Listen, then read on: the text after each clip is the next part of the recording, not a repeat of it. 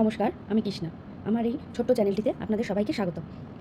তো প্রথমেই আমি একটা কথা বলে রাখছি, আমার প্রত্যেকটা কথা আপনারা প্রথম থেকে শেষ অবধি শুনবেন ও ভিডিওটি দেখবেন। দেখে আমার কথার মতামত আপনারা প্রত্যেকে কমেন্ট বক্সে জানাবেন।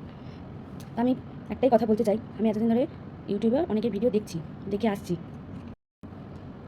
তো আমি প্রথমেই বলবো, প্রীতম এবং রিমি ও দিশামি এদের সম্পর্কে কিছু কথা আমি বলতে চাই।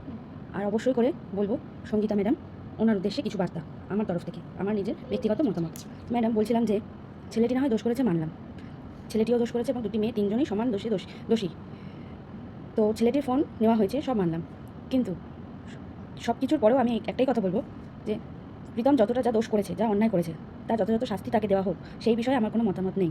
তো শাস্তিটা দেওয়ার পরে প্লিজ রিমির সাথে ওকে আর নতুন করে জড়াবেন না, কারণ ওকেও ওর মতো করে বাঁচতে দিন।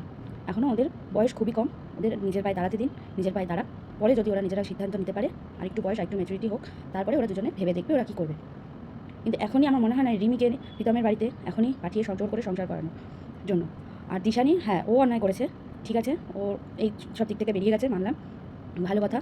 তো ওকে নিয়ে আমার আর কিছু বলার নেই, কিন্তু এদের দুজনকে নিয়ে আমার এটুকুই মতামত ছিল।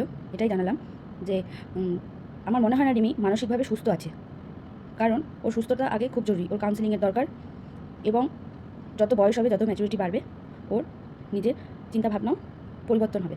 তা আগে দুজনে আরেকটু ম্যাচুরিটি হোক, দুজনের বয়সটা একটু বাড়ুক, দুজনে ভেবে দেখুক কী করবে, তারপরে গিয়ে সংসারের সিদ্ধান্ত। তো এতটুকুই আমার বলার ছিল। যদি আমি কোথাও কোনো ভুল বলে থাকি তাহলে আমাকে সবাই ক্ষমা করে দেবেন, এবং আমার মতামত ঠিক না ভুল সেটা আমাকে কমেন্ট বক্সে আপনারা জানাবেন। নমস্কার।